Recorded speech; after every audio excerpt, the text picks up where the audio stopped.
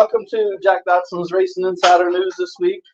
We got myself, Scott Allen, got Adam Wellbrock here this week. Jack's in the house today. You were absent on Saturday, and we had to fill in. We had to fill in for you, right? You didn't have much. We did the best we could with what we had. I mean, you could have at least got Adam to do it, but you go and get Robbie Park. Well, it was getting late. I didn't see Adam, and then as we started walking around, seeing Adam with me, he's like, "Oh, wait, there you are." He's hard guy to find. Well, that and the other thing I thought about was like, I ain't got but one microphone. Jack's got the other one. Like, we don't have two microphones either, so we might just need to get another set of microphones to have two. What happened to the red balls? Red balls? You know, on top of the microphone. Sometimes mine are blue, but they ain't red. I'm talking about the foam things on top of the I got microphone. them in the car. I was wondering, you said you had them one time. Yeah. I got black or orange and gray, I think, is the other two colors. It came with three each. Orange? I like that one better. I know. You go anywhere, he gonna get an orange something drink somewhere. Orange, huh? Yeah. He's an orange crush. But let's thank our marketing partners before we get too far. I think GAC, Great American Company, Papa John's, for always providing pizza every week. Slinger Speed Company, we got some shirts. They're supposed to be delivered today, Jack. It's running late. We'll see. That's what I was thinking. I done told everybody we got shirts coming. They're coming right along with the hats. We keep browbeating Tim Brown, but they're coming. I think Bonner's Brothers Distillery, Tanya McAllister at MPM Marketing. Thanks, Tanya, for helping us out with the fire suit this year, and will continue to help us, and we appreciate that. Langley Speedway, man, really can't. I mean, Chuck, Bill, Terry, thank you for allowing us to be part of the racetrack, even though we're not associated. But I know a lot of people say we ain't associated. Well, I know a lot of people think that we're part of the racetrack. We're really not part of the racetrack. We do our show from here. They do allow us to do the show from here. But what we all do is our own stuff here. But we appreciate Bill and Chuck and Terry for allowing us to do the show from here. Pepsi, Mountain Dew, it's mine and Jack's drink of choice. We leave the Adam out of the drink. I've asked him 100 times. He probably, well, that's probably why he's so skinny, Jack. That's why we're fat. We drink soda and he's drinking water. I got water in the car. Maybe we need to get on the bandwagon. Well, I drink a lot of water normally. I've gotten to where we've both gotten a little bit better about that in the race, especially at the cup race, because you go in there and there's just a whole damn thing of whatever soda. And it's so hard screaming at you to grab a water when it's right beside a Mountain Dew or Pepsi. Hello, Dave Adams. Mosquito Joe ran into Robert, Mr. Mosquito Joe, this weekend. He felt pretty good about the Mosquito Joe turnout this weekend. Get 50% off on your first month of service. Mosquito Joe on this side of the water from Hampton through Richmond. Skipping on over that one. Let's see. Fast Eddie's Barbecue. They're not that fast tonight, but the barbecue is good. Well, barbecue is like when it's slow and low, right? Yeah, that's kind of funny. Fast Eddie, but slow barbecue. Right. So it's going to be here. He said if you started, he's going to start with. He's full service. And he does it all. He just don't drop off the barbecue. He's full service. He does it all, man. He's the whole experience. He's going to service here. Even if you're a race team looking for some catering, hit him up. That's right. That's right. It's good barbecue. Race day, every day. S&N Communications. I see they had a Warburton. And he's going to be here. Caterpillar car. He's going to be here next weekend. The S&N weekend, he's going to be here, yeah. So I see he's done some meet and greets or talking safety with S&N. Let's see, we got Airlock. You guys are looking for air to your helmets. It's a nice gadget that disconnects the hose real easily and weighs very minimal. They do have a carbon fiber and a plastic one. I'm not sure the price point on the carbon fiber one. I think the regular one is $199, I believe. Factory canopy, so you're going to get a custom 10 by 20 canopy for your team. It's $16.95, I believe it is, for a canopy, full custom. Doesn't count for artwork unless you need some artwork. So not exactly sure on that. You can check out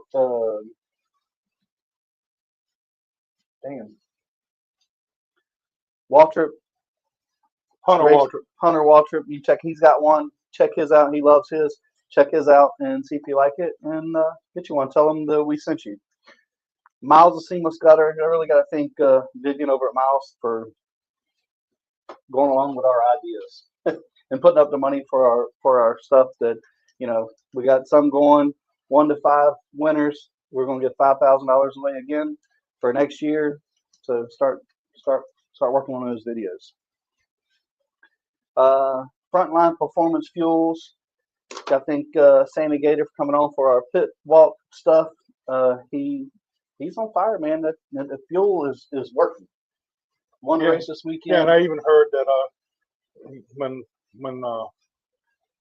that dumb guy Parker, when he was walking around talking about it, the crew chief. he said pretty well this year. he said that the fuel is legal.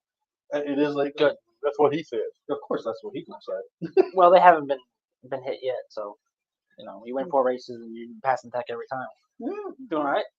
Well, anyway, I ain't gonna get into that either. And I guess we should just the elephant in the room is our thoughts and prayers are out with the Cole Bruce racing family. His daddy Robert had a medical situation here at the racetrack. We won't go into all that, but keep him in your thoughts and prayers, and it'd be really good to remember him every chance you get, because it was pretty serious. Very serious. There's a GoFundMe out there to try to help them with some stuff here lately. I challenge anybody out there. I'll tell you, I donated $100. I challenge everybody else to match me, please. And I'm really proud of how our Langley Speedway family, pulled together on Saturday. Yeah. To help them as much as we could, even though there was a lot, going on. But thoughts and prayers to the whole Bruce family, and wish a speedy recovery and nothing but the best. Also, while we're on the same subject, tomorrow is Al Pierce's memorial service. Yep. They had his visitation, or whatever you call it, tonight. Yep. I wasn't able to make that, but I will be going tomorrow. So I'll see you there, man. Keep Francie and everybody involved. I've talked with her a couple times back and forth. Keep them in your thoughts and prayers too, because it's going to be tough on them too. So. Sure. And let's point out too, we're in the Al Pierce Media Center. This media center is named Al. after Al. Yep. Right. And we're fortunate enough to be friends with Al, right? And as much as Al would give us a hard time and think that we didn't belong. I think he'd love to find us and start something every day. So there was a few times I thought he was going to go to NASCAR and complain, they ain't doing nothing over there. He was pretty vocal about it. They ain't doing nothing. They ain't right in here. But don't ever get. Please, if there's anything that we can do, please let us know. But I do challenge everybody to keep, Robert Bruce in your prayers, and I challenge anybody to donate to the fund that William had put up. That's a great idea, and I mean, I thought about it, and I've reached out to Cole and just said that we're thinking about him, and I know they got a lot going on, so I hate to even bother them, because I'd even thought about reaching out and if I could send them lunch or how many people was there or whatever, but just thinking about those guys. 100%, I think the whole Langley Speedway family is thinking about him. Eddie says he is on his way, and he said he heard Robbie got. Oh, he said he heard Robbie got an interview with Marty Strickland.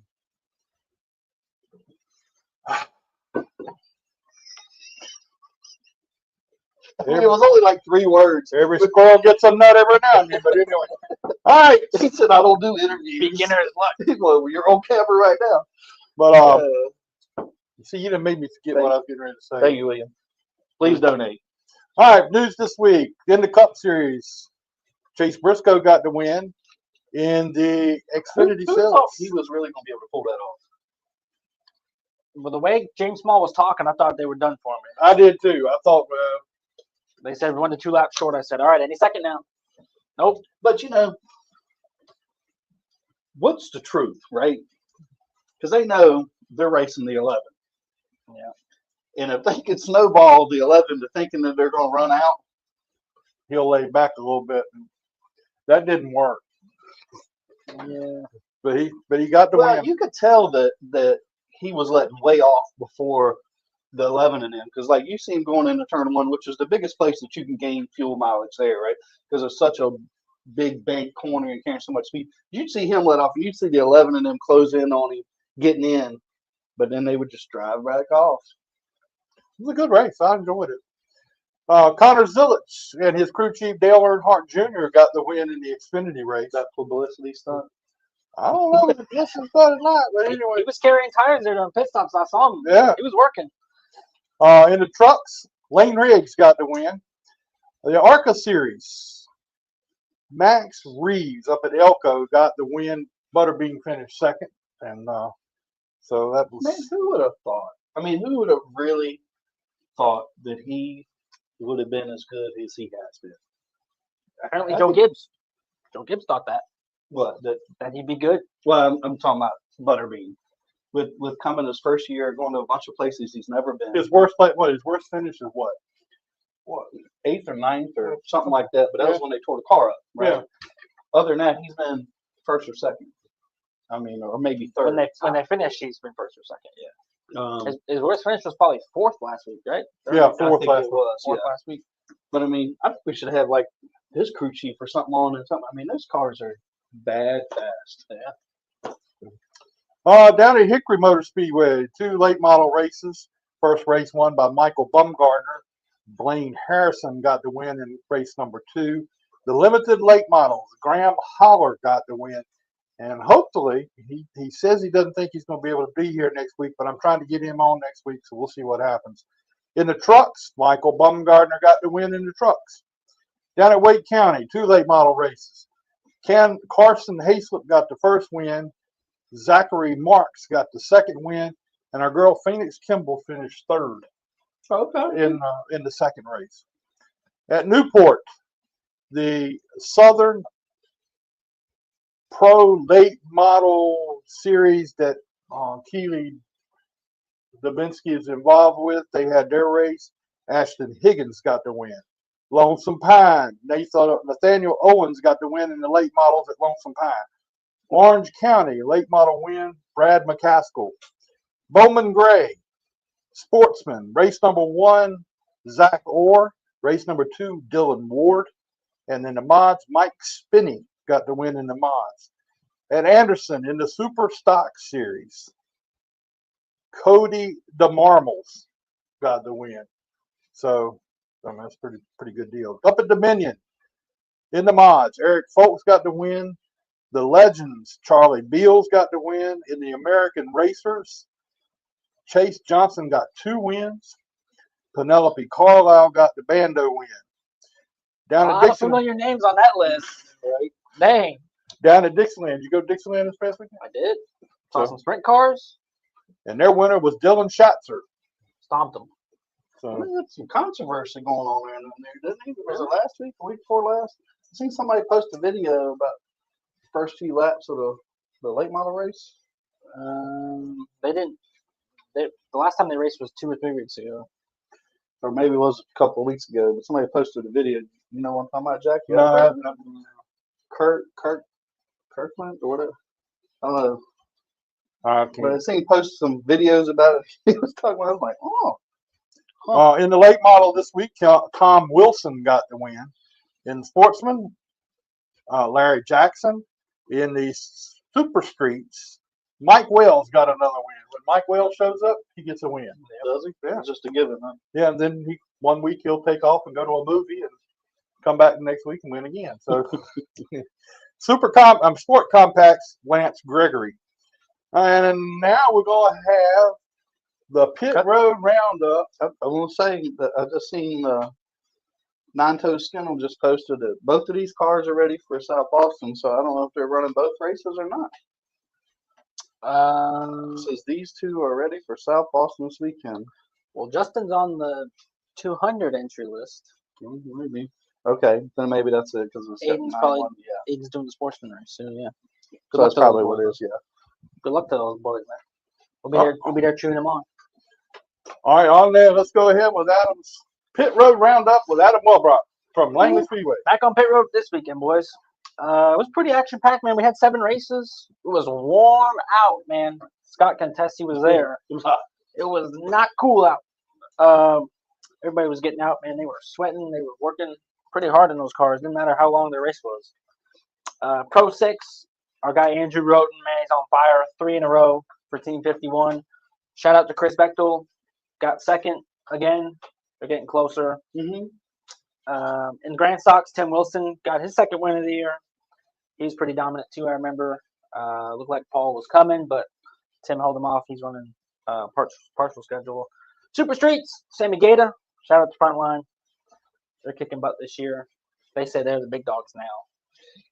Well, I would have to agree. They knocked the 8 off. They Right. And it Robbie was really excited about that. It was. I love Sammy Gator. He's a great guy. He just don't have shit for friends. That's all I'm gonna say. Whoever's setting up his car doing pretty good. Bro. Yeah. I even went over and talked to the 8. What's his name? Dale Nichols and I was like, they're pretty proud over there with beating. He's like, yeah. Well, they should be, man. They is really, really good on the long run when they don't have cautions. Yeah, they I do. don't know how hard Sammy was pushing.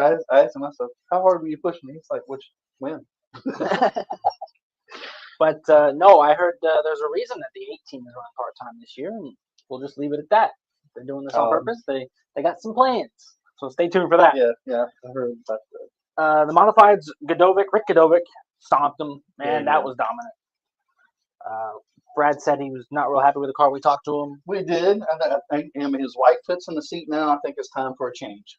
Oh, all right. Well, we talked to me and said something about that, and then I seen him post something. The car was so terrible. It was this, whatever. And somebody's like, usually the locker calls. He said, I just put all brand new stuff in for a locker. And I'm like, well, the seat does fit. I think maybe it's time for a driver change and put the wife in now. Yeah. He didn't respond, so I don't know Well, if he agreed with me or not. maybe we spoiled his announcement. He was third. I think Spencer finished second. So I think they're tied on points right now. I think Spencer was one back and now they're tied. So good deal for them. They got a couple weeks off. Their next race is the Sean Beluso race. Is it? Yeah, July 12th, I think. I believe that's right. I don't think they race with sprint cars, but I could be wrong. Enduro, Zach Hardline got his third win of the year. That 32 car was good. Poor old our buddy Chris Myers, man. Poor old 2014. Took the lead, and a lap later got into a lap car, lost the lead, never got it back. Oh, well. Ended up second. 24 passed Zach, and then the lap car made contact, and that was so his win's coming. Shout out to Jeff Gordon, 24. Shout out to Zach, and in the late models, Greg and Woody both got a couple more wins. Yeah, I mean, Greg drug him. I was kind of surprised. I forgot what happened there. What happened in the first few laps there on the something happened on the first race. He was behind Peyton, and that's right. Now, Peyton was holding everybody up there for the first race. I don't know if he was just saving a lot or what, and gaggled up some cars, and there was a few accidents, and then which was surprising because talk about Cole here that the 41 Woody Howard jumped the left front. I think our barbecue's here. He must be coming up for today. Sounds like Eddie. Eddie's out there beeping the horn. But he dukes a hazard off the left front of Cole Bruce. The whole neighborhood's gonna hear it. And then, they worked on the car. I don't think they finished the first race. Then they both parked it. Yeah. I tell you, came back and Woody put a clinic on for the second. Yeah. And I thought that Cody Bryant was going to be kind of the guy because he was coming. Well, he didn't get to start the first race. Yeah. I was over there trying to help him a little bit with the ignition switch, and I think it was a switch. They kept pulling some wires that would start up and then cut off, and they wouldn't. So they ended up not making a lap, and they worked on it. Figured they just jumped the switch. I said, just jump the damn switch and just turn it off with the main switch at the end.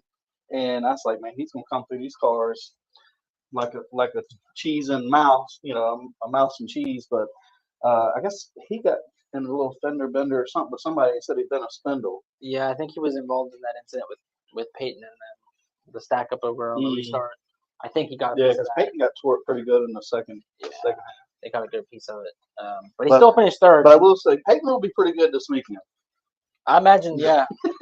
him and Trevor were here. They're first and second in points, and they've won 9 out of 10 races over there this year. So they're on fire. Is Trevor driving for Peyton? That's not the same. There's not Trevor was a 77. right, but they're not. I don't think there's. No, they're not. working No, on their stuff. Eddie Clark. But yeah, I think they'll both be good. I like how he said this is the barbecue and what we wanted. He said, "Oh, so double coleslaw for you." Yeah, I saw that. Well, they don't want us over there anymore, so I don't know. If you need room, then yeah, Yeah, go ahead. Go ahead. but just be careful. We'll blame Adam. Mason says Scott needs to run the appliance race Saturday. I say Jack, he could park it up after one lap. Mason starting. What is the deal with is Mason Dunn Robbie Parker's son or something? Because they're both pain in the ass. Mason is definitely the grammar police, but he ain't got on us in a while. Yeah. Scott, you got that spelt wrong. Fuck you, Mason. They know what I mean. So anyway, this weekend we're going to be headed up to South Boston. So that'll be a lot of fun. Mm-hmm. And how about that Cup Series tournament they're going to start this week? I think that's going to be weird. That is going to be, yeah. I don't quite know how it's going to work. I didn't really study too much, but it's definitely a neat ordeal. Yeah, they've got I everybody think it's bracketed. cool to get, other things. And I just want to know how that worked, how they finished that bracket. I know they did it by some kind of statistics. Well, and didn't he points. do it last year? Didn't he and them have their own little bracket? Yeah, I don't know how it relates to Denny, but they With his used the last 3 races, and they determined it by finishing order that determines your seeding. Denny got the number 1 seed, probably because he won a race and then missed one, so that helped his average finish, I guess. I think it was something like that. But they got everybody seeded, and it's just beat your other man and you move on. Yeah. So it's gonna be 4 or 5 races, and they're all different types of tracks. Okay, our driver of the week this week is Chase Johnson. I was gonna say, if it ain't Chase Johnson, I can't imagine, because that's all I see. Chase Johnson. That boy is on fire this year. Yeah, he's won Did somebody else 5 get straight. Who else got some votes? 2 or 3 votes, Well, there was 4 other people. but it won't many for the other people. there was 1, 2, 3, 4, 5, 6 more people got votes, but nobody got more than 1. I mean, I ain't gonna go too I was deep. just looking. I was like, yeah, I think Chase got this one. Really? They got the Mafia. They are kicking some tail this year, man. He's got to be up there in national points, I imagine. Yeah, I think he You know, is. it's pretty cool, especially with Eddie, and comes from a good pedigree of race car drivers. And he's got like a lot of good help. They won a couple races last year, just broke into victory lane, and now they're just flooding in, man. Well, I'm waiting on Deb Williams. I sent her a message. Let's see, we got Chris Myers says, Jack, I bought some treats to the front office this Saturday, but you weren't there. Oh yeah, he told me that. He said he brought some stuff to the front office, and y'all weren't there. And he was saying something Look like, at "We'll have full service. look at that, Eddie Clark." Full service. Sure, I'll take some, man. If you handed it out, might as well. All right. We'll be back. Right? So they got, let's see. Karen said tickets are $35 and $50 at the door. Only, she said 300 tickets. Sorry. 300 tickets available. Ad space available. Full page $200, half page $100. Kind of did my own plug. What is this? What is this for? I'm not sure, but they got 300 left. Anyway, Anybody want to make a way too early prediction for Saturday? Man, I'm just hard to go against Peyton. I don't know. Now, Trevor Ward has been the man to beat. Is down Lee there. running? Huh? Is Lee Pulliam running? No. I don't know what they were posting about that. That's what I was- They were teasing something about Phillip and Peyton, Yeah. and I thought That's maybe what I they was make an wondering. announcement. They might still announce something. I don't know. That would be insane, Well, I thought- man. That would be huge. Can you imagine Lee was supposed to come and run a race. this year? What not? Oh, he ran last year at Martinsville. Well, maybe he'll race against a certain somebody in a couple weeks. I mean, it's possible. I don't know, man. I don't think they've raced. I don't know each other. nothing. Thank you. All Just right. throwing it out there. No, thank you. Look at that, man. Freaking just tableside service. No, they're right. Full service catering right here. Somebody hit up Fast 80s Barbecue, man. Race teams, you need some. The some best food for the weekend. barbecue around. It's okay. I haven't seen his name yet. I think we're good. Well, matter of fact, I did say something to Tim Wilson. I was hoping he'd bring some banana pudding with him. Oh. Oh, that's right. It's for the Greg Edwards being inducted to the Oh, yeah. Hall of Fame. I forgot about it. That's Brian Richards' mom. Oh. I believe we got, yes. Well, congrats to Greg, man. Yeah, it's a pretty cool deal. I've seen Greg post something about it the other day. He might. Thank you, sir. He might be an 8-time champion at the end of this year, man. He's looking real good right now. He is. Well, we talked to him. And he's, he wasn't planning on running all year, but then it's like. Can't stay away now. Right, yeah. I don't know. Pork belly. God, buddy. If he can't stay away this year, then Can you they go might not get ever keep him away. I had 21 teams on fire. I see Trevor Ward is on here, but He's got his best picture.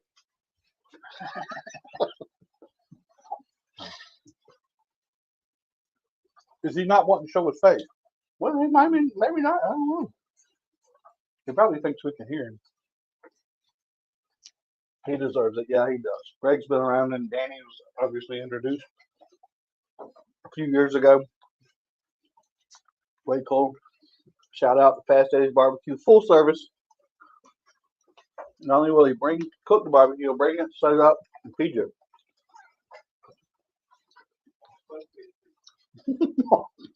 I want to see that.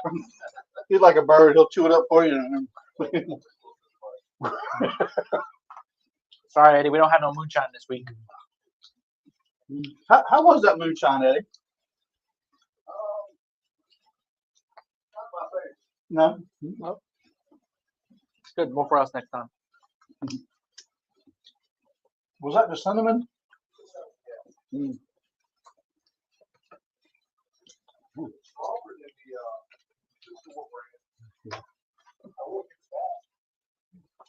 Says Chase is 4th in nationals.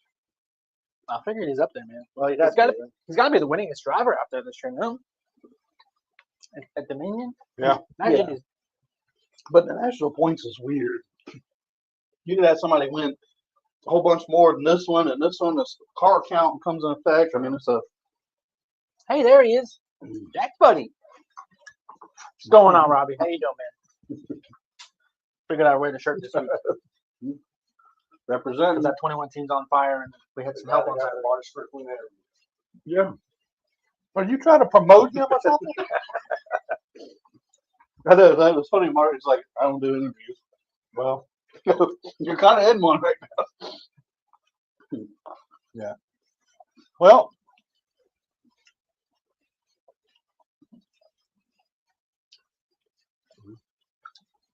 Stephanie, everything so far looks good. So Everything's great. I'm doing okay. We'll see more this week coming up. What did the gynecologist say? Well, there's gonna be some whole lot of people around here gonna be upset. I'm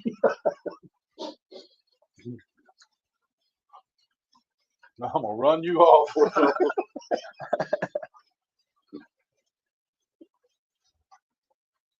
He said, Brandon Mark says this should be a food show. Right. I agree with you, Brandon, but I've never thought I'd be sitting here eating on the camera. Well, I do it all the time, so. Especially when we're sitting here waiting on Deb Williams. And I thought I saw Trevor, but he's gone again. Yeah. Gotta figure out some way to promote CD Clark contract so I can make money to pay for barbecue. So, Did I say that out loud?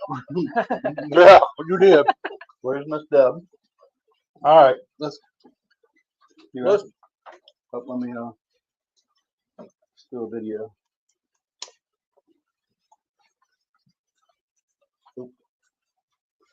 Let me know when I'm hot. You're hot. Robert Rummels with Mosquito Joe.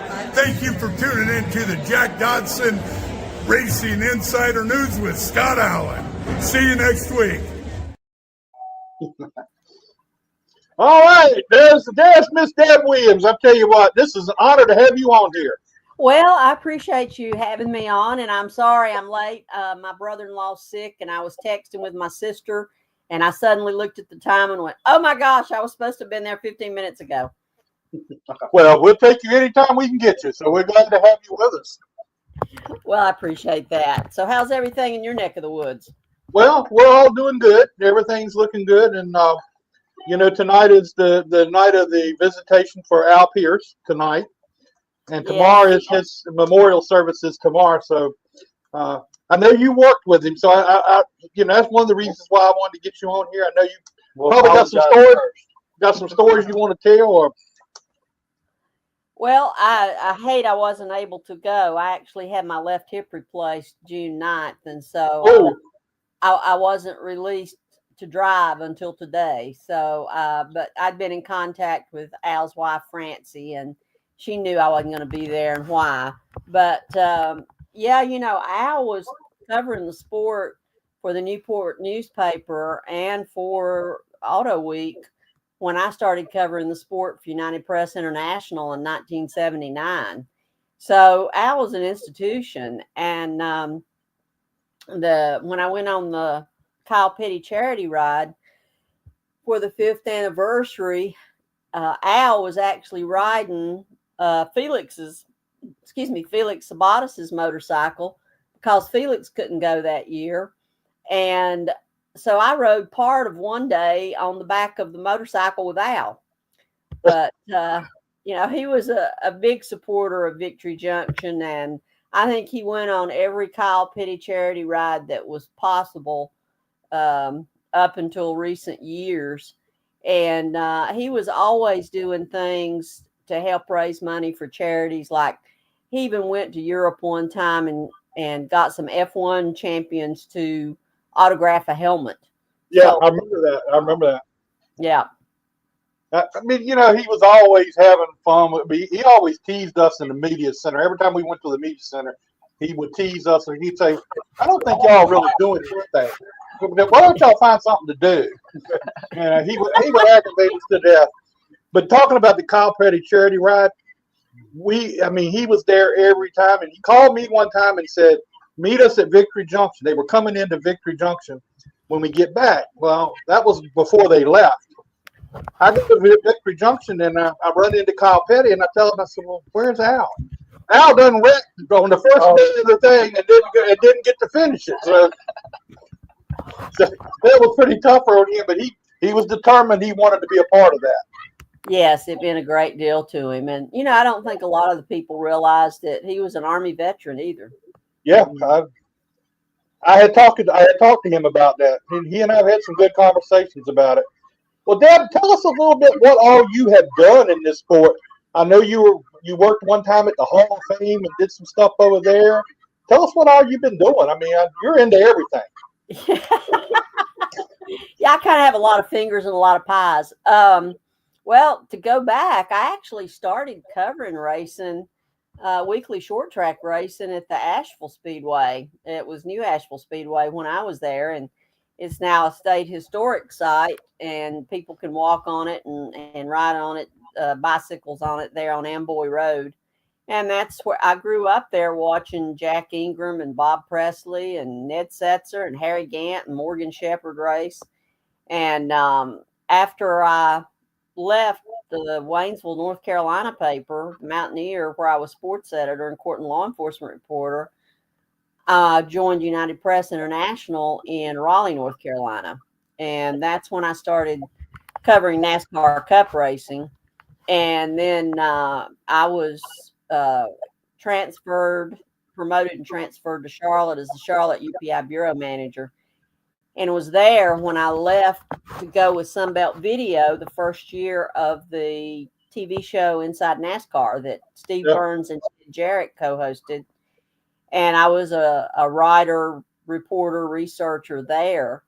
And then I was there 1 year, and it was interesting. The 1 year before I went there, Rob Griggs tried to hire me for Griggs Publishing to come run an IndyCar magazine for him. Well, I'd never been around IndyCar, and I didn't feel like I was qualified for it. So I went with the Inside NASCAR at Sunbelt Video. And then Griggs came back to me at the end of that year about coming on to write for Seen and Illustrated, but run a publication that was devoted to IMSA. So that was when I got to cover the 24 hours of Daytona and 12 hours of Sebring, and went to Mid-Ohio and all, and got to know the Camel GT people. That was when RJ Reynolds was also sponsoring the IMSA circuit. And I actually was with Seen. It started out as Grand National Scene, and then it became Winston Cup Scene, and then NASCAR Winston Cup Scene. And I was with that publication for 18 years and the editor of it the last 10 years that I was there. And then I went to work for Penske and was over the PR and community relations for Penske Racing South. That was when Roger Penske still had the IndyCar program and all based in Reading, Pennsylvania. And then once he combined it and brought everything to the Mooresville shop, and Don Miller retired and everything was consolidated into Team Penske, then they moved my duties to the headquarters in Detroit, or the Michigan headquarters. And my parents were getting elderly, and I wanted to stay close to them, to take care of them. And so that's when after I left Penske, then I freelanced a lot. I worked for what's now the Cars Tour. It was the Pro Cup Series then, and handling public relations there. And then when Andy Hillenberg owned Rockingham, he brought me down there to run the media center.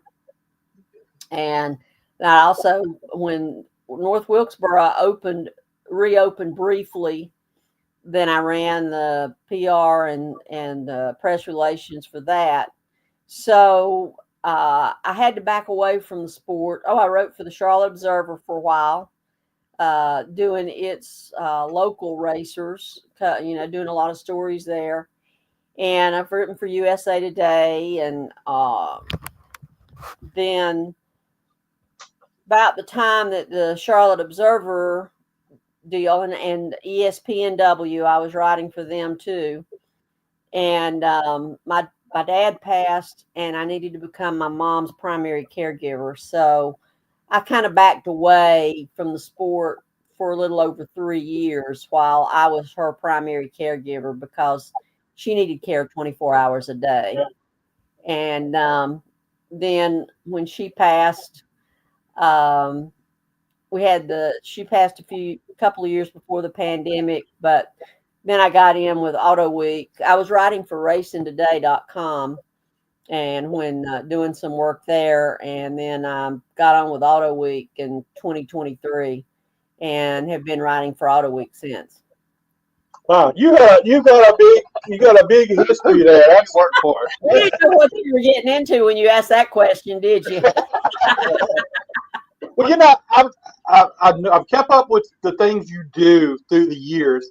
I mean, I really love the illustrated and all that. I love that. Matter of fact, I used to get those delivered to my house all the time so I could keep up with that. But I mean, you've got a big history there.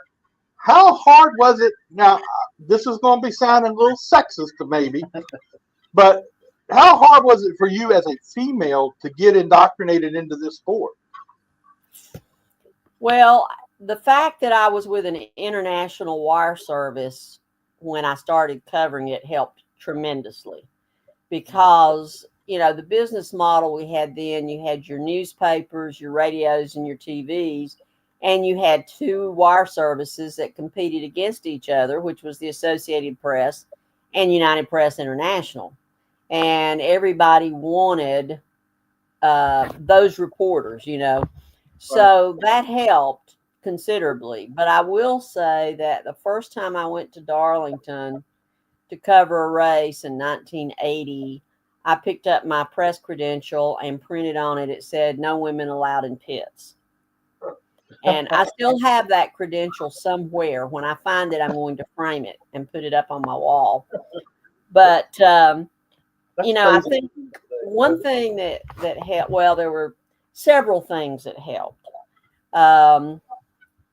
You know, first of all, Richard Petty would stop and talk to me in the garage. So that helped give me credibility. The veteran reporters would let me, you know, you didn't have press conferences and everything like you do now. If you wanted to talk to somebody, you talk to them on the stack of tires behind the transporter. Where the lounges are in the front of the transporters now is where they carry the engines. So if a group of reporters, the veteran reporters, were going in the garage to seek out somebody to ask a question to, you know, they would let me go with them.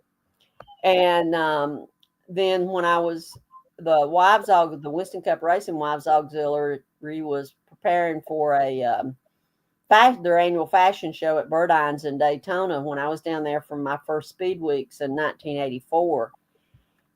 And the fact that Linda Petty vouched for me, Linda was president at that time. And when I was over there that day, Linda was, "Oh, I've known Debbie since she was just this high."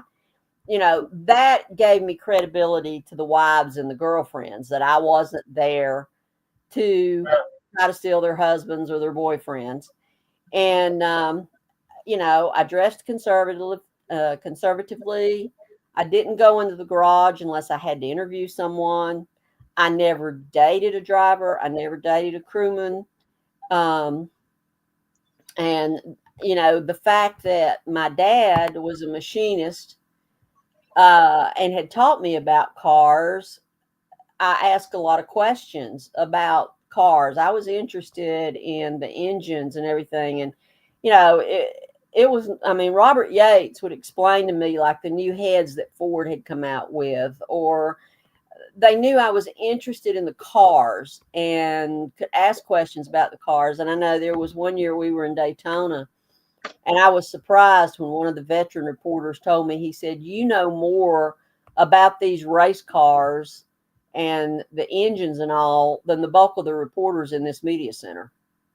And that shocked me because I was like, how can you cover this and not know about the mechanics of the cars? So, you know, I had an approach when I went in there. And like I said, the fact that I started covering it for an international wire service helped considerably. That's, I mean, you got it. Richard Petty was always willing to help the folks along and talk to them. I mean, he even did that when Al Pierce didn't even know that you couldn't open the door on the side of a car. So. Yeah, that's true. That's true. So you're riding for AUTOWEEK now. So what else are you involved in? I mean, I know you got a lot of stuff going on too. So I know you have to have other things. I'm on the board of directors for the Kawiki Driver Development Program, which this is my first year, and I'm really enjoying it and really enjoying being involved with the young drivers that are the finalists, or the underbirds, as we call them, for the Kawiki Driver Development Program. And last fall semester, and I'm supposed to teach again this, I teach motorsports communications at Appalachian State University. And I mixed that in with the history. So it was funny. Last year, we had a penalty come down, and I taught from 5 p.m. to 7:30 p.m. Well, the penalty came down. It was the penalty after Martinsville, and regarding the Chevrolets blocking to keep somebody, you know, remember that? Yep. Well, that decision, that penalty came down at 10 after 6 on Tuesday night. Well, I was in the middle of letting my students see the Zoom conferences we had earlier that week with the team executives from each team in the Cup playoffs at Phoenix. And they were going to have to write a story, news story from it. And I was monitoring that on my phone. And when it came down, I just stopped the Zoom conferences and I looked at my class and I said, okay, you're going to see what it's like to go live with something. They've just had the penalty come down for Martinsville. We're going live on a Zoom conference with Elton Sawyer. And I just switched it immediately up to where they were. And they were sitting there with their mouths open because they were seeing it live as it was happening. And then they had to pick up and write something from that. So I really enjoy that and working with the college students. And it made me feel, I was really proud of one student. She had worked at App TV she'd have to leave early every other week. And when I was at Bristol in the spring, she was taking one of Bob Dillner's classes. And she came up to me and she was working there and she had to put together a video package from Bristol. And then she was at Charlotte for the 600 too. So I like seeing the students go on and learn more about, how to put their stories together and everything in the sport. And I'm always working on some books. A bunch of books that you've been involved in. Pardon? You have a bunch of books that you've been involved in over the years. Yeah, I have 5 out there. The first one was on Ray Everham back in 2001. And then we had one come out on Ryan Newman in 2004. And then I had the Evolution of NASCAR came out in 2010. And then Charlotte Motor Speedway History from Granite to Gold was 2013. And then Images of Modern America, Charlotte Motor Speedway, came out in 2017. And I was actually working on that book when I was taking care of my mother. And I was scanning photos one morning, I think at like 3:15 in the morning. And she looked over at me and she said, "Aren't you about ready to come to bed?" She was 90. I think she had maybe had her 96th birthday then. So, yeah. But, yeah. So, there's a lot of things I want to do. But those are what's keeping me busy right now. Well, that's a good thing to stay busy. But I tell you what, if I wasn't as old as I am, I'd try to get in one of your classes because I'd like to do that myself. Me too. Well, you can still audit it. University will let you audit it. I tell you what, I'd love to see that, be a part of that. It'd be cool. You got to be able to read and write first, Jeff.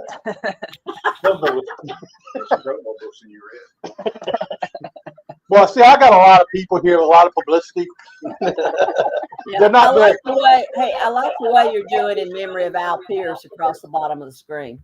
Yeah, Al was kind of special to us, and I know we go to Charlotte or they go to anywhere and be in the media center. He would give us a hard time. We give him a hard time. But I tell you what, I argued with him a couple times, and I don't know if that was a good idea or not. Oh, I think everyone's done that. He came to our show one night and was sitting there talking with us, and he made the comment. He said, "Do you think Jeff Gordon is really going to retire this year?" And I said, "Yeah, he's going to retire this year." He said, "I don't think so," and he just went on and gave me a whole bunch of reasons why. Well, I told Al, I said, he's going to retire. Al said, "No, I don't think so." But Al didn't know that my son was working as a front end suspension specialist on Jeff's car, and I was trying to tell. When he retired, I went and told him, I said, "See what I tried to tell you?" From that point on, he didn't argue with me about things anymore. Uh-huh. So, what got you interested in writing to begin with? Well, Mother and Daddy were going to races when Mother was pregnant with me. The only place they could get me to quit crying and sleep till I was a year old was in the infield under the loudspeaker at Asheville-Weaverville when it was dirt.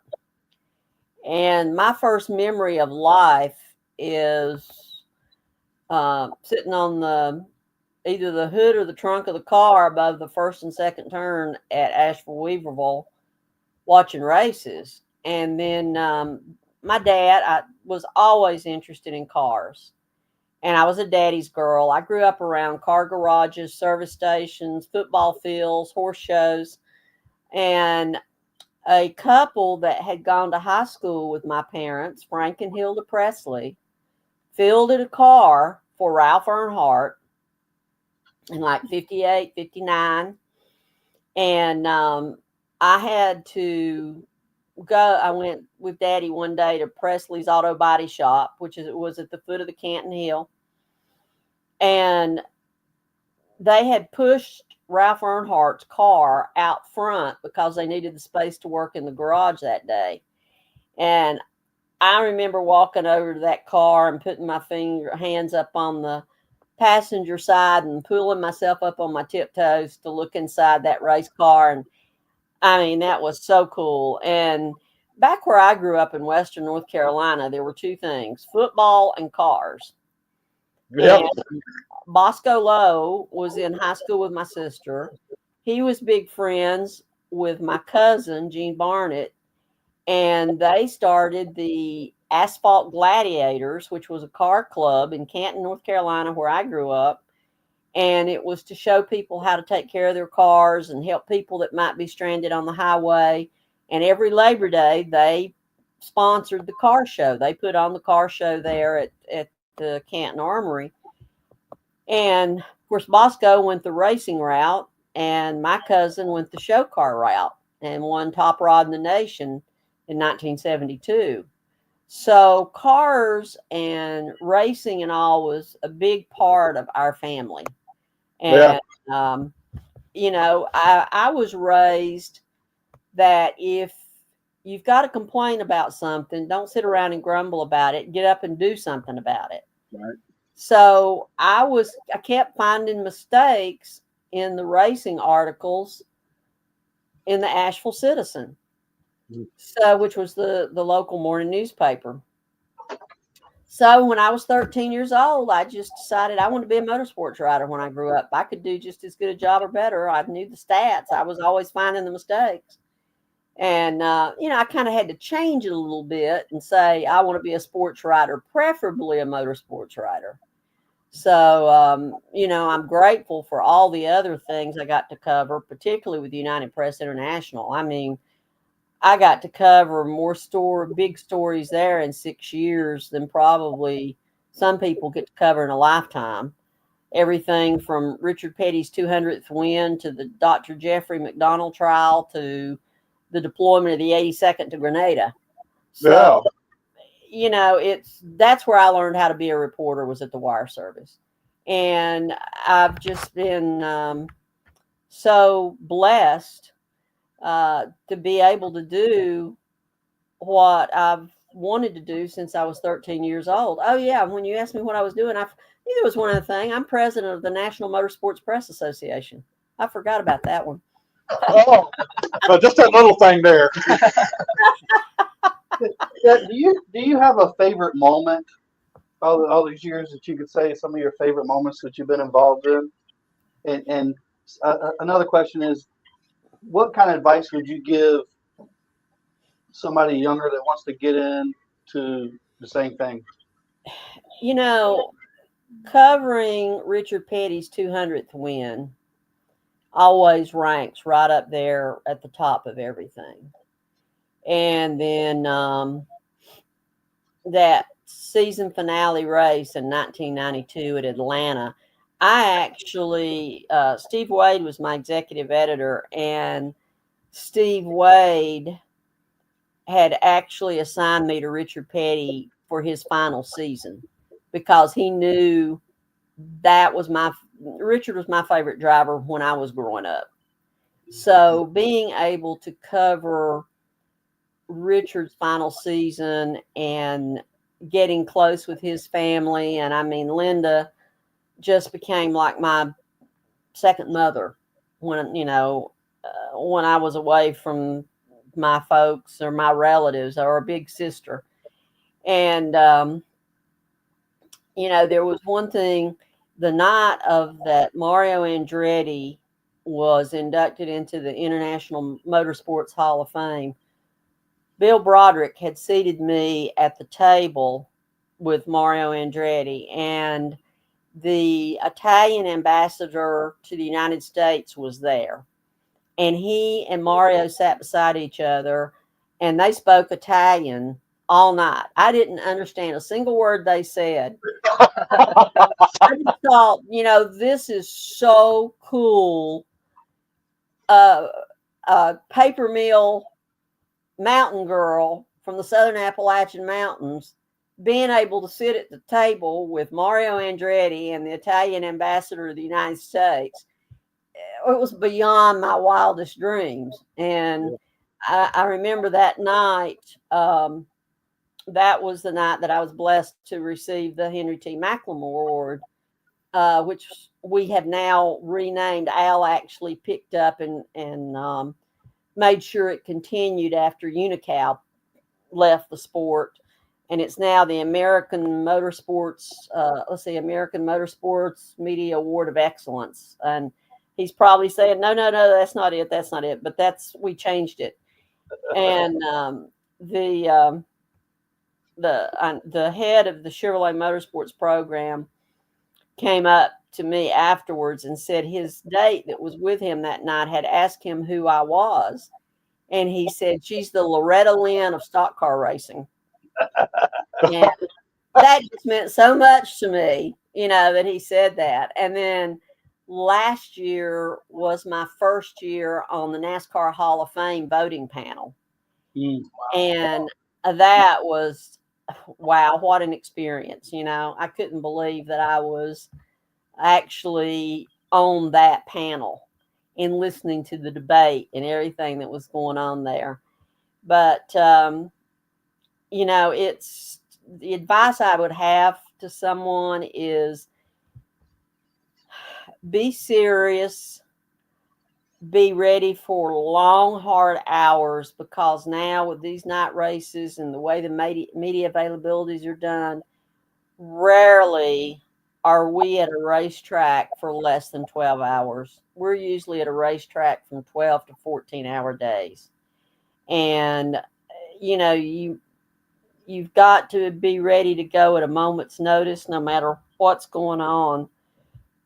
I'm leaving Thursday for Atlanta, and we don't have a schedule yet about the media availabilities and what time they're going to be and who's going to be the formal media availabilities and all. But, I'll take the 600, for example.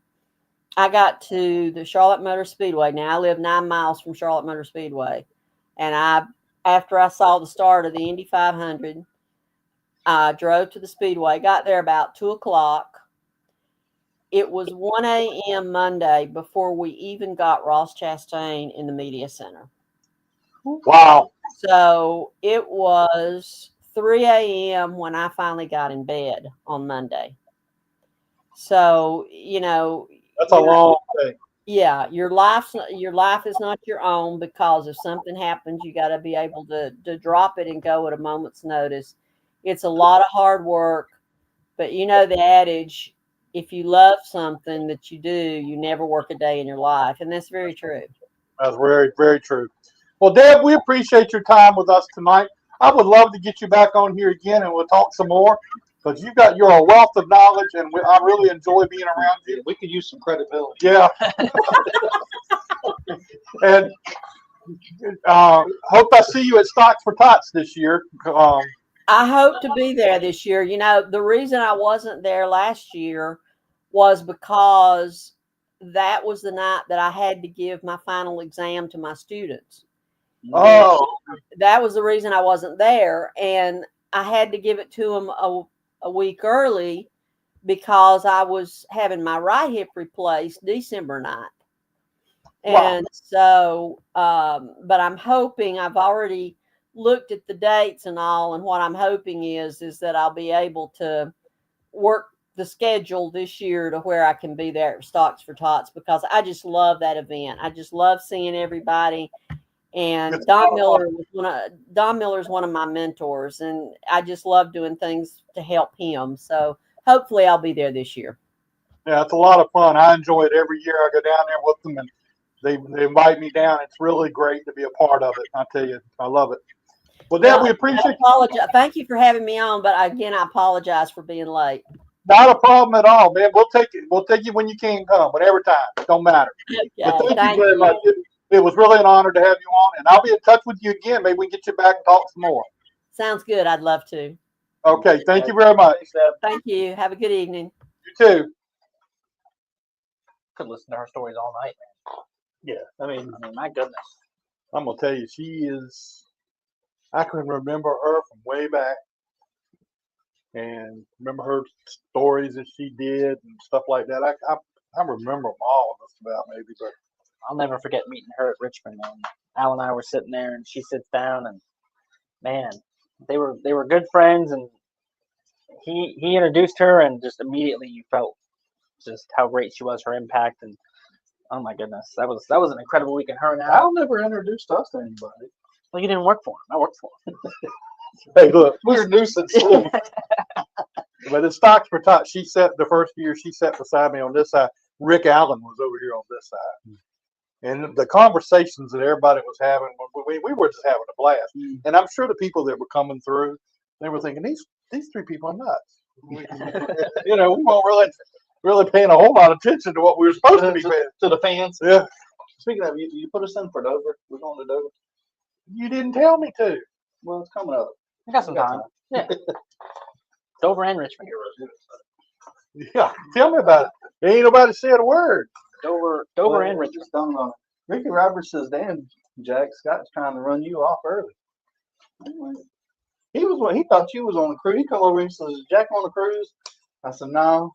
Not till the end of the year. That's where the carburetor man, where he was. They all was on the cruise. Gene Nichols and that. He said, "I Gene's on the cruise. I put Gene on the cruise." Roberts said Adam was representing. Yeah. All right, let's Front see. line. Let's see if we can get Landon Pimble. This is Fast Eddie with Fast Eddie's Barbecue. You're watching Jack Dodson'S Racing Insider with Scott Allen and Adam Welbrock. What's up, Landon? Hey, how are y'all guys doing? How you doing, man? Are you all ready for this weekend? Trying to get hydrated up. It's been a hot one this week for sure, but it's going to be a hot one, that's for sure. So what all do you do to hydrate to get prepared for something like Saturday? Because it's going to be, from what I hear, it's going to be a scorcher. For sure, for sure. You know, starting the week before is always key. Getting lots of liquids in you, water especially, and Gatorade, and etc.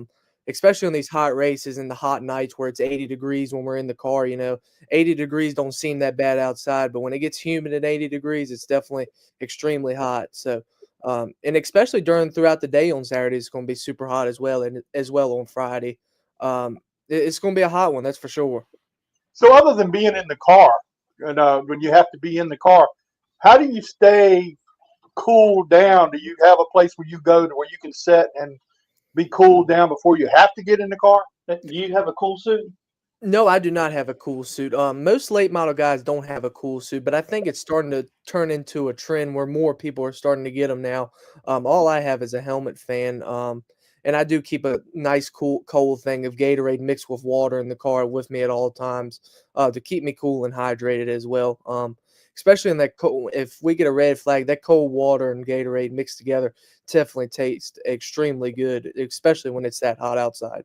I bet it does. Do you freeze it before you stick it in the car? That way it probably thaws out and still kind of cold. It's definitely sitting in the cooler for an hour or two before we get in the car, so we can keep it cool. Especially when it's ice cold, it definitely is very refreshing for sure. So you're having a pretty decent year down there at South Boston. So tell us what you're expecting to happen down there this weekend. I'm expecting. I just want to keep the nose clean, honestly. Keeping the nose clean in this race seems like it pays off more than trying to be too aggressive. Seems to be always a big wreck in this race at some point. As well as just making sure you're in contention at the end. That's how you can win this race and finish good for sure. Especially looking at a Triple Crown standpoint, you want to finish good at all three racetracks between South Boston, Langley, and Martinsville. You just want to finish good. So definitely want to come win the thing, but looking at the bigger picture for sure, just wanted to have a good finish and keep the nose clean and not have a tore up race car. will you be doing any testing come down here and race at Langley before the? Well, I don't think there is a race. There is no race now, so Yeah, I guess you yeah. can't do that. So we're gonna come down and try and test probably the week of the Hampton Heat and kind of shake down. We're gonna with my group, with the RNS group, we've kind of had some experience at the Cars Tour race with Cade Brown, and definitely going to use that experience we have from this year and kind of relay it over to the Hampton Heat and try and get prepared for that. So what are all of the races are you going run all those races? Are you going to run any of the big races at the end of the year? Still kind of up in the air. We're gonna I'm definitely contemplating running a couple more Cars Tour races. I definitely gonna run South Boston for sure. Looking at maybe the Hickory race, the $50,000 to win Hickory race for sure. Not really sure on later in the year. Definitely got my eyes on the South Carolina 400. I've raced that race one time now, and I really enjoyed it. And I really like Florence going down there. It's pretty enjoyable. That's a different type of track down there at Florence too, and I mean, that's got to be. In some ways, it's got to be fun, and in some ways, it's a bothersome racetrack. I mean, for sure. I definitely enjoy it. It's definitely very characteristic. It's a lot different than everywhere else. No grip, but kind of got a lot of character to it. And that's kind of what I like, honestly. I'm not used to the low grip stuff, but definitely working in the direction of trying to get better at it and get more experience on it. I shouldn't necessarily say I'm bad at it. I don't have the experience that some of these other guys have on the low grip stuff. So with that going on and everything, with everything going on in South Boston, how are you doing down there with the cars and everything? You got everything dialed into it there? I think we've got it dialed in pretty well. We've definitely made some gains from start to finish, especially at the beginning of the year. We struggled, but still came away with some solid finishes. I'll be honest with you. We've ran in the top 5 about every race, top 3 most races. Just haven't had some of the luck fall our way. Just from the we could have some brake problems during the day that kind of throws us for a loop, and just some small stuff like Dominion this past week or this 2 weeks ago at the car store race. We got an incident and just it broke our spindle and we couldn't continue forward. I felt like we had a great race car, but we've been bringing great prepared cars, just haven't been able to execute it like we've wanted to. Just been having super fast race cars, and that's all you can really ask for. Who do you think's the guy you're going to have to go through to win this weekend? I definitely think the 26, Payton's going to be the tough to beat. He's been mighty good up there this year at South Boston. I definitely feel like him and Trevor are going to be the top 2 for sure. That you're going to have to just the same guys that you have to go fight against every week for sure. Learning from those guys is like learning from the best, especially with Payton. And Trevor's a younger gentleman, but he's definitely very good. He's done it for a long time, and I'm very pleased to be able to race with those guys, and just to be able to race with them is fun and a lot of learning. How important is this helmet fan for you? Because Amy just posted that there must be abusing Riley music because he ain't got a fan for his helmet. Yeah, it's definitely any type of air you can get is definitely crucial. It definitely keeps your head cool. Once you get later into the race, it becomes more of a physical game, and then it just kind of wears into your mentally, just wanting to get it over with. Once your mental game's gone, it's just out of the window from there. You're just focusing on other things and just wanting to be finished with it more so than focusing on what your car is doing and where you need to be better at to pass the guy in front of you. Well, Riley's in trouble because mentally he ain't that good in. We love Riley. We call him the little shit. So if you see him, just call him. We heard his nickname's the little shit. I'll do that. I'll do that. So now South Boston, you get 2 tires right in the middle of the race. Where at the Hampton Heat you don't get that. Yep. Is your strategy different for that? I mean, can you just go hard the whole 100 or 200 laps, or do you have to save some for the end of those? It's definitely a lot different. We haven't been here. We have never, not from the experience that I've had. We've had to put 2 tires on at the South Boston race, which is definitely going to be new for me. Which I feel like it's going to play into my hands pretty well. Not having that a ton of experience saving, which I feel like I'm pretty decent at it, but I definitely can be better for sure. But I feel like it's going to play into being able to be more aggressive throughout the race for sure. And I definitely think you're going to see a more aggressive race this year for sure, since we're going to be able to get 2 tires compared to the Hampton Heat. Now, do you have to put them on at a certain time? Do they have a halfway break and you got to put them on, or can I you put them think on any time? I think it's at the halfway break on lap 100. Okay. Wow. That gives you some strategy you can play with that too. So that's pretty cool. For sure. It's definitely a lot different than what we're used to. It's kind of turned into more of like Martinsville. We're able to get 2 tires as well. So I feel like I feel like the Hampton needs 2 tires as well, but some people would disagree with me on that because they like to be able to save, the 150 laps and go the last 50 pretty hard. But it's all kind of a driver's preference thing. It suits some people better than it does others. So, but we've all got to adapt to it. So it's all good. Yeah, you're right, and it is completely different for the heat because the pace in the beginning of the Hampton heat is we could almost get out there and run faster. Yeah. Some of these guys that are leading the race because they're just saving so much. It definitely seems like that for sure. It is. They're running 18 and a half second laps. Yeah. Maybe sometimes in the 19s. But it also, I think for some guys that are kind of learning it, they can drive up through the field, just in a few laps. If you hang on the outside right, you could drive up to the front, get in line, and get into the top 5 and just keep pace with whoever's around you and just try to hold your position or stay there. So I don't know. I think it's good to have a variety, to be honest, because I think it's different, right? For sure. We want it to be different for everybody so that it creates entertainment, right? We're in the entertainment business. Yep, that's right. That's 100% right. And it's definitely a curveball when you throw it when you have no tires at Langley because it's such low grip. I think Langley's more low grip than anywhere else we ever go. Florence really isn't as bad as Langley is. So I guess it's just kind of part of the location Langley's at too and how long it's been around as well. I'm surprised that Florence is not harder on tires than because Florence is, the surface there is rough. They're in the sand hills now. Oh, for sure. But it's definitely a neat racetrack. You sure you ain't got nothing you want to say about Peyton Sellers? He's on. We got him in the queue there. He's tough. He's a tough man. I tell you, he's a bull, and he's a bull for sure. And I love. If you don't say nothing about him, now, so we get him on. He might say something about you. So,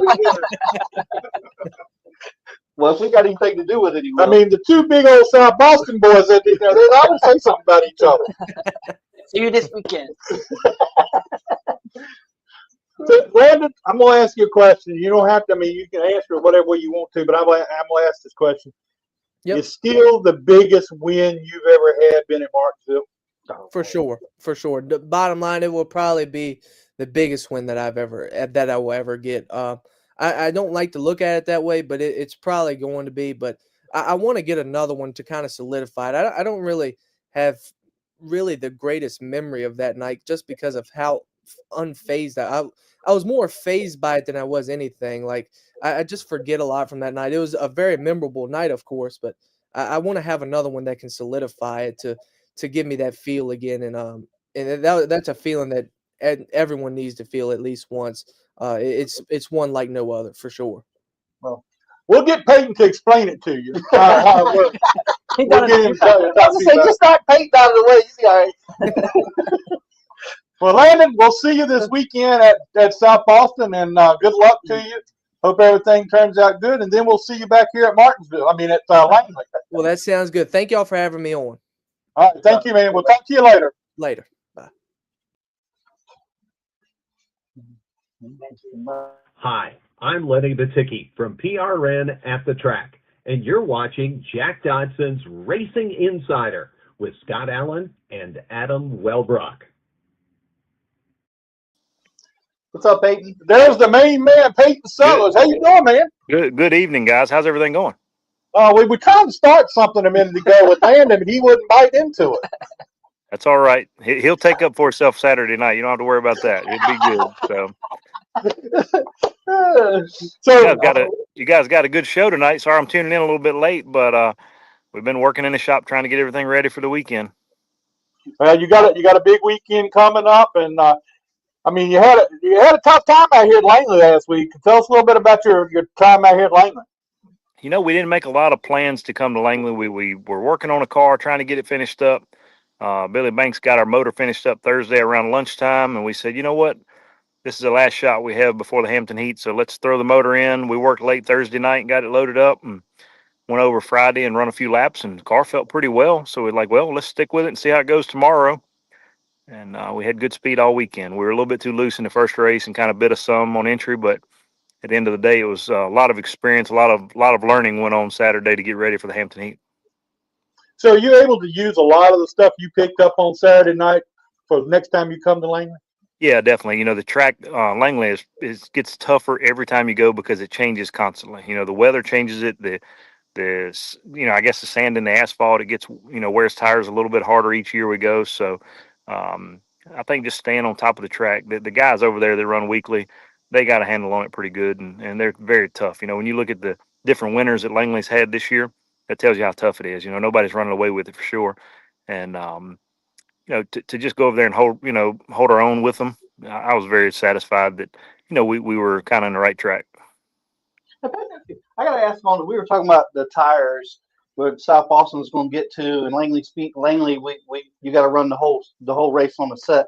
Which one are you on? Do you like getting the tires? Or do you like running the same set, saving tires? It all depends on how balanced your car is. If your car is off a little bit, you want to get tires. But honestly, with my driving style is always suited the longer races, tire management, just being smart, saving some tire, and trying to make a run for it at the end. So I prefer the longer races with no tires, but that's just a personal preference. A lot of these younger guys out here are used to the shorter races. I grew up running longer races. South Boston used to be 150 laps every week. Every now and then you'd have a 200 lapper, and at the end of the year you'd have a 300 lapper. So, it's just I'm used to the longer races, but the tracks have kind of went to, catering toward what people want to see right now is shorter races. So everybody's used to kind of running shorter races and having some tire left at the end of them. Do you, when you come to a place like Langley, you say you try to save a little bit, but are you one of those guys that will fall back and save for a long time and then go to the front? I've done it both ways. I've tried to keep track position, stay up front most of the night, and it's worked out. And I've went, lap down in the first half, saving tires, and come back at the end. So it's all depending on how the cautions fall. One night for the Hampton Heat, I think they had 97 caution laps in the race. If you were mid pack, that's where you were stuck, and that's just the way it was because it was just not enough green flag racing to wear the tires out and get track position back. So it's just it's a crapshoot. It looks like to me whatever way you pick, it goes the other way. So you just have to kind of be lucky at the end of the day. Now, getting ready for this weekend, we were talking to Landon about it. Do you sit down and prepare yourself by hydration and everything before the weekend gets here? You try to start early in the week. Just be smart. As hot as it's been here in Virginia this week, it's 100 degrees this afternoon.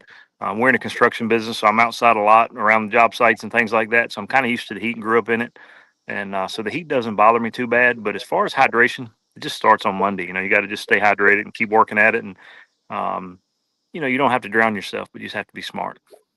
That's what I was going to say. He's used to doing all the asphalt work and construction work. He's outside and he don't bother him. I'm sitting on the deck right now, and it's still about 90 degrees. It's still pretty warm out here.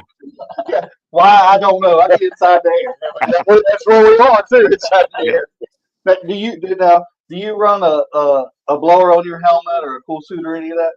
We run fresh air. We don't run a cold air system. I've never really run the shirts before. I know that a lot of the Cup guys and stuff are running those, but when you have HC Sellers as your crew chief, he doesn't let you put much extra in the car. You got to keep it pretty light. So they come from the crew chief. That's right. If it was up to him, I'd go get rid of my pancreas and get rid of a kidney and maybe a lung. So just to try to lighten up a little bit. Save weight. You gotta do what you gotta do. With you and HC working together, I mean, that's got to be a lot of fun to have your brother there. But it's got to be a little stressful too. I was just saying, maybe not all the time, but a little stressful too. We get along extremely well. There's been a few stretches where I know a couple years ago, for instance, we had been running South Boston and Dominion every week, just back and forth every week. I think we ran like 18 weeks in a row. And by the time we got to that 18th week, we were ready to kill each other. And it was nobody's fault. It's just we were tired. It was a long season. We had been running well, but if you even when you're on the road every single week like that, you're working all week trying to get prepared and going to race. And we had it out with each other there a couple times, but it's all in the name of trying to win races, right? It's not in, it's never any doubt in each other, and that's a good thing I've got with HC. He's got confidence in me, I've got confidence in him, and we never second guess each other when it comes to how much effort we're putting into it. So what's the age difference between y'all? He's 5 years older than I am. And do y'all work together too? We do. So our construction company and our race shop is all in the same building. The front half of it is race shop. The back half is construction and fabrication. We've got my mom is in the office. My dad's in the office with us, and it all goes hand in hand right there. HC's wife brings their little boy by, and my wife brings my little girl by the shop throughout the day. And we've got a family business for sure. And the fact that HC is at 5 years older than me, he's my big brother, but I'm not the little nagging brother either. So we've always gotten along like best friends more so than brothers.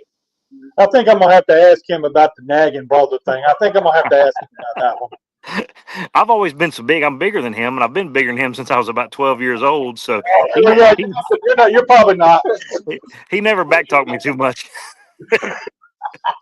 So how did it come to you're the one that became the driver and he became the crew chief? Is that just kind of how this naturally became? Well, we had grown up racing go-karts, and we were always able to race go-karts back and forth every week. He went into limited sportsman over at South Boston in '96 and won a championship pretty quick in '98 and moved up to late models, driving for Steve James and running for our own car a little bit. And it just got to the point where I'd moved up to the limited sportsman class out of the pure stocks and had some success over in Orange County. We won a track title in '01. And that winter, HC basically come to me and Dad and said, look, right now we're using one truck and trailer and one crew fielding a car at South Boston this week and another car at Orange County next week, running limited and late model back and forth. And we couldn't afford to do anything else. That was kind of our limit, and we knew that, and had a lot of fun doing it. HC said, look, I enjoy working on them more than I do driving them. Peyton's had good success driving them. So I want to step back and just help focus on running one late model car with Peyton in it and seeing how things go. And at the time I was like 18 years old, and to have your brother who you'd always looked up to decide to step back and just work on your cars was a very humbling experience for me, because I know the effort and the time he put into driving and how much he loved it. So, but for him to be able to do that was very, very neat for me, being, so young and moving up as a rookie. Well, later that winter, I was actually pushing snow one day at the Danville Mall.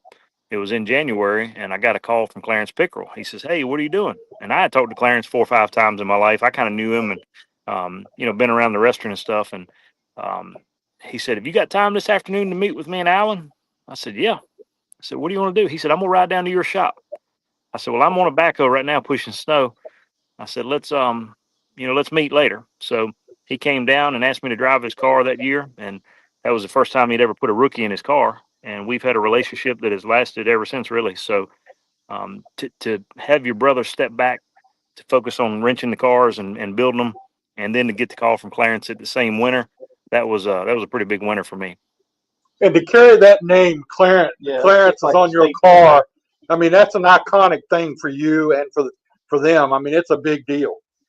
Absolutely, absolutely. I grown up watching, all the big names, the Paul Radfords and Stacy Puryear and David Blankenship and everybody else that drove that through the years. Richard Landreth. I grew up following that Richard Landreth car a lot on the racetrack, and to have those kind of guys in that car and the history that went with it, it was just pretty neat. So. Yeah, that's a wonderful thing. I mean, and you can't go to Martinsville without going to Clarence's. So I mean, that's just the way it is. We appreciate it. Tires aren't getting any cheaper, so we need all the support we can get. Hey, so you guys not only have your race team, you guys service other people's car. You help with setup. How does this program work? Are y'all are renting cars too? Yeah, so we build and maintain cars for anybody that wants to race, whether it be any division. We do a lot of road course stuff, VIR from time to time. Right now, we've got cars loaded up going to Caraway tomorrow with Max Reeves driving the Oh, okay. driving for Joe Gibbs. So we keep up Max's cars. We're getting ready for the Cars Tour race next week. I believe Thursday, Chase Burrow is going to be headed over to Caraway to do some testing. So we'll take him over there and test with him on Thursday. And, we've got Bruce Anderson's got a car in our shop, and Jeb Burton's got a car in our shop that we maintain for other people. We've got a body to hang in there for Willie Mullins right now that we're hanging for a Virginia Racer car for him. And so we've got a lot going on in our shop any given day, whether it be setups or body hanging or just, building suspension for a car, just doing setup work. So How cool was it to see Chase win the Cars Tour race the other week here? oh man, we were on the edge of our seat for sure. I was watching every lap of it, and they kept having the restarts at the end, and it was just nail biting. I wasn't able to be there, but Brian and Herb and all the guys that help him, Travis and everybody, just to see the effort that the Burrows have put into their racing for year after year after year, and Adam Medic made the commitment to support them like he has, to be able to see them get that win at Langley after they had put in the effort to go to Langley as much as they have to race this year. Man, it's just special to be able to see that all kind of come full circle. Yeah, it was way cool, despite even Ryan working on the car. Absolutely. Well, Peyton, we appreciate you spending some time with us tonight, and we'll see you Saturday down at the racetrack. And I don't think he needs any good luck for that. I mean, you're pretty good. He's pretty good there, right? Yeah. We tried to get Trevor to come on the show, but he couldn't ever get hooked up with us. So he can't operate a phone. So we couldn't get nothing started because Landon didn't want to start anything, so we couldn't get nothing started between the three of you. So, but the week's not over yet. And it's a big deal, and I'll talk about it a little bit. For the points right now at South Boston, you've got Trevor that's ahead of me by 1 point, and Landon's behind me 2 points. Yeah. To have the top three guys in points being that close to each other halfway through the year, and going into the biggest race of the year, and being a points race, it's a track points race for us. So we've got to have good luck and compete and be smart. You've got to save the fenders on it. You got to try to compete for the win for the Triple Crown. So there's a lot on the line for all of us right now, trying to just be smart Saturday night. When it comes around, it's going to be hot. Track grip is going to be low. Probably the top groove is going to come in pretty good because there's going to be so much rubber down, and it's going to be extremely hard to pass just due to the competition level. Is there a sort of a trick to trying to stay clean through this race? I wish it was, but not really. It's not really. Just try to do what you can, control your race, what you can in your car. But South Boston's competitive. It's got narrow straightaways. When things happen in a hurry, and you just have to be smart. That's what it boils down to. I will say, man, I got a good view of Peyton this weekend. I don't know who knocked him up the racetrack, but he was about sideways in 1 or 2. I said, man, that boy got some car control. He was all but wrecked. There was a period there when I was holding the show up. I'm not gonna lie. I was holding the whole show up. I had a line behind me. So I'm glad you said it. But there was one time you were near about turned around in 1 or 2, and you saved it. I thought you were gone. I was like, he's gone. I'm like, damn, he saved it. I said, boy, this boy got some car control there. That's right. No, I think it was Danny. It's amazing. It's amazing what you can do when you just close your eyes. You were on the wheel now. I'll give it to you. Oh, well, Peyton, we appreciate you being with us, and we'll see you Saturday. Good luck, and let's see if we get a good start on this Virginia Triple Crown. I appreciate you guys. Thank you for all you do with your show and everything. We enjoy it, and you guys be safe coming over, and we look forward to putting on a good show. All right, man. We'll talk to you again soon. See you. That was funny. Somebody told me before the race started that was going to happen. I'm not going to name no names. And afterwards, they said, "I told you." She said. I think we're going to figure that out. It ain't hard to figure out. But I tell you, he was near about turned around. Yeah, he did. I mean, a couple times, man. The quarter panel was used up on that baby. Yeah. But I tell you what, though, I mean, the experience, though, right? The car control, because he damn sure had some car control there, and then the experience to be able to hold those guys off. He ended up second in that race. I don't know how. I don't know how either. But he definitely didn't have a second place car. He probably had a good fifth place car. Look, we're talking about Peyton Sellers. That's right. He's the man. No. So we can't. I think he'll be the first to tell you he and this place have a rocky relationship. Yeah, he said that. Yeah, and he finished third in the Hampton Heat last year, and You know, Yeah, I don't think he's won a Hampton Heat. he did. He Did won. he? It was like 10 years ago. I think. Yeah, he's Was won it a good? Hampton Heat. It was a long time ago. 2013, I think. 2012, somewhere. in He's there. won a Hampton Heat. That was the last He's time. won He did. Martinsville a couple times. Right? Martinsville. He's won 3 or 4 Triple Crowns. Yeah. He's. So yeah, I mean, he's definitely the man in this area, and you know, not only are they, you know, a successful program, they're working on other people's car, right? They had their hands on the one that won the car store double here, zero, right? yeah. You know, and there's several guys that those guys have helped, right? I just love that that's what's happening. I mean, look at Mark Wirtz out Mhm. here, same thing, helping young kids come up. Limiteds, late model, Yeah. doesn't I matter. mean, it's a business. Those Sure. people are making money. Yeah. Let's be honest about it. They're not. I mean, they want to do it. They're not doing it. Put all this time in for the kindness of their heart. Yeah, well, and these young guys aren't getting nothing out of it. You know, like Well, it's a wealth of knowledge, especially the guys that are like over at Mark's place, or you know, you can even say Riley. I mean, they have a wealth of knowledge. Their teams have a wealth of knowledge and a wealth of experience to carry off of. You know, I didn't know that was a points race this weekend. I didn't either. Is Langley's not a points race, right? No. It hasn't been. Well, That's shoot, what I'm maybe saying. it will be this year. I mean, I haven't heard think- I anything. don't I know it was years ago, but I didn't think it. Yeah, I mean, I think it should be now. I mean, if South Boston's doing it, we could do I'm it. surprised Yeah, that is a lot on the because line. that's a tough race to make that a points race. There's Especially, I already didn't realize they were that close. Oh, You're talking yeah. about 4 points. him and Trevor were 1 point apart. I knew that because they'd been dominant this year. We had top 2 in points here this past Saturday, which was really cool. And Landon's the only other winner this year. So those 3 are killing it right All right. Well, that's our show for tonight. Want to thank Deb Williams for being with us. That was an honor to have her on the show. Absolutely. And then to have Landon She Pembleton. never talked to us while we were in the media center. She talks to me. I've talked to her in the She meeting. didn't know who we were. Probably She didn't doesn't- know now. who I'll we were. introduce you guys. She's my good buddy. I'll introduce you. I got pull up there. No, you're not having it, Jack. He's having a rough week. Well, Yeah. yeah. All right. We'll see you. I want to thank Eddie, Fast Eddie, for the barbecue. Man, what a night. Good to have it. Fast Eddie, slow cook, right? I was playing traffic all afternoon. So No, well, I'm just barbecue was done a couple hours ago. yeah. Well, that's what I say. It's just funny because it's Fast Eddie's barbecue, but then the barbecue is slow and low, right? That's one of the key. He's not gonna give away his secrets.